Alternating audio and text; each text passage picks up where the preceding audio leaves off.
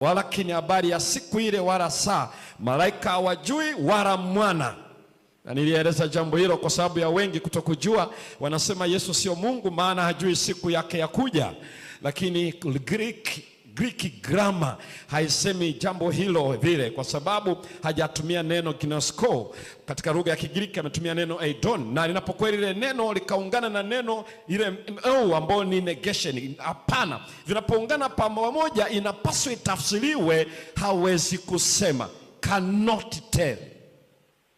Kila anachozungumza Yesu pale sio kwamba hakuna asiyejua kama malaika ama yeye, ila anachosema swala la nani aseme hiyo siku ama saa ni la Baba, ndiye atakayewajulisha. Na ndio maana aliwaambia hapa iko kwenye mamlaka ya Baba. Kwa hivyo anawaeleza ufalme wa Mungu sio wa dunia hii.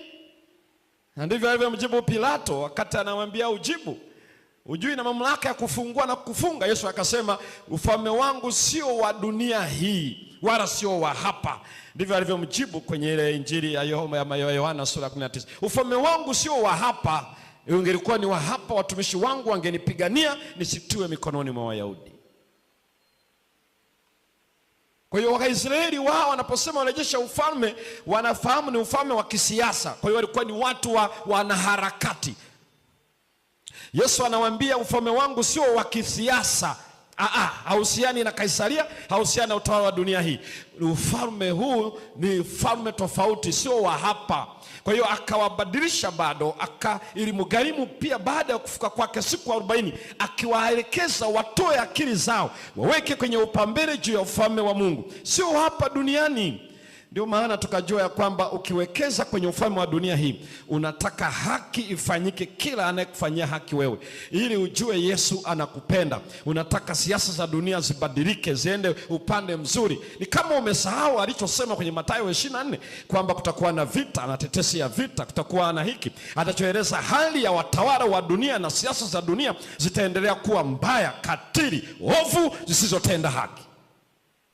Kwa hiyo ikiwa hilo litakuwa mojawapo inayokusumbua sana na unataka Yesu aingilie kati, utaingia kwenye shida ya uharakati ukiuchanganya na ufalme wa Mungu. Na Yesu anasema sio wa ulimwengu huu.